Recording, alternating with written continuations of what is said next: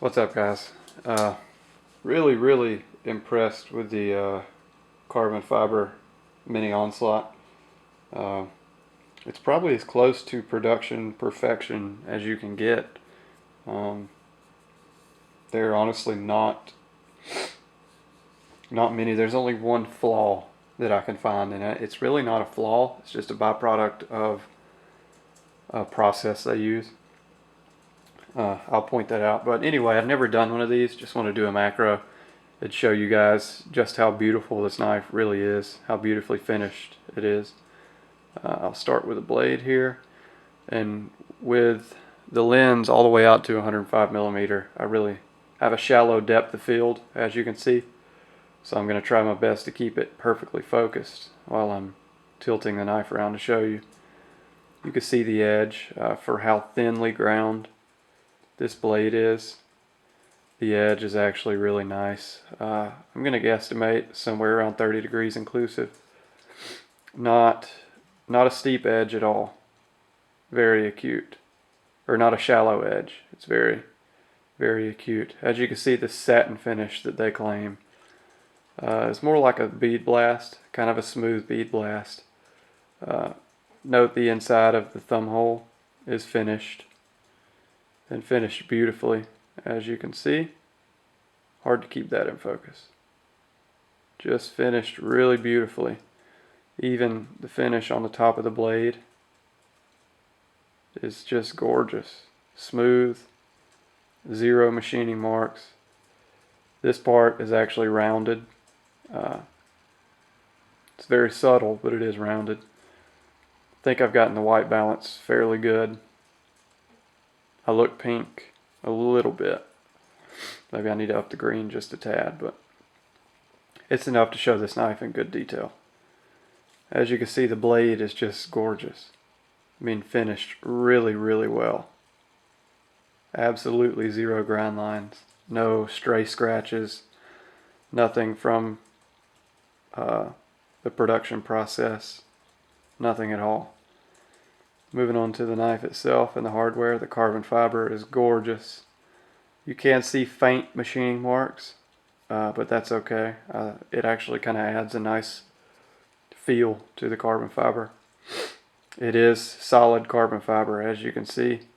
Even down inside of the knife, you can see that it's carbon fiber all the way, just a thick slab of it. You can see how nice everything looks. The clip and all the hardware except for the axis lock have this black chrome finish to it. I really like it. It's subdued, but still kind of flashy at the same time. The only flaw I could give this knife as far as fit and finish goes, and this is just a byproduct of the black oxide coating they use, as you can see, it's not really scratched. There's no metal showing through, but it appears there is because it's a reflection. There's actually no metal showing through. It's just the black oxide will kind of scratch. And they're not really scratches, it's just a rub mark. So the black oxide liners have rub marks on them that appear to be scratches in the light, but they're actually not, if that makes sense. Clip is nice. They would have been really cool to have this coating on the liners. That would have given a really cool look. As you can see, they are milled out pretty heavily. You have this dome shape, or not dome, but cone shape pivot, and if you look at the pivot of the knife, it's actually a fairly thick pivot for a knife this size. You have a pretty substantial pivot in there, and that's a good shot of the carbon fiber, how pretty it looks in the light. That is a fairly big pivot, in my opinion, for the size of knife. That's probably why there is absolutely zero blade play, and yet it swings free. And like I said in my overview video, this knife really does set the bar for production smoothness. It's unbelievably smooth, especially for having phosphor bronze washers.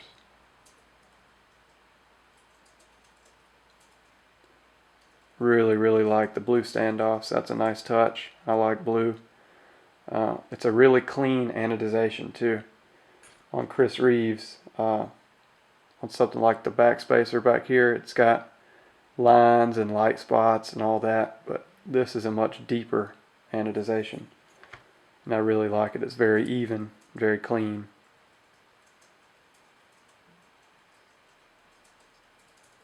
The handles feel really, really nice. They have a nice look to them.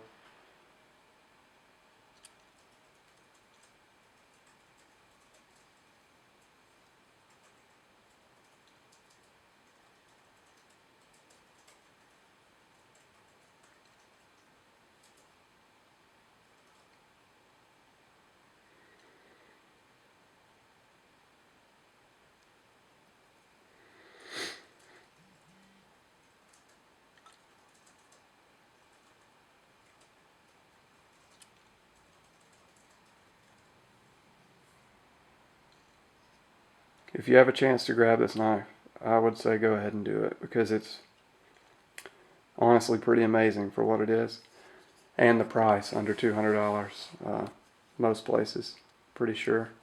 It's just so buttery smooth, very comfortable, just beautiful. Really just a beautiful knife. And it should be a good performer too. The D2 is ground really thin, and it appears to be really hard. Some of my harder blades, the M4 on the Mannix 2 and the Gale Bradley, and this D2, it seems, this is just a speculation, something I've observed. Steels that are ran harder kind of have this ring to them when you, I don't know if you can hear that. When you touch them, they have kind of a ring to them. That one makes it as well. And the Gale Bradley does it as well. But on other steels, you don't have the ring. Van X is pretty hard though. I think it's ran around 60.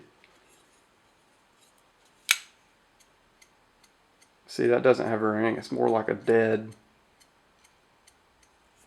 scraping sound. I don't know if the camera will pick it up, but it just has a high-pitched ring to it. I don't know if that's due to the hardness.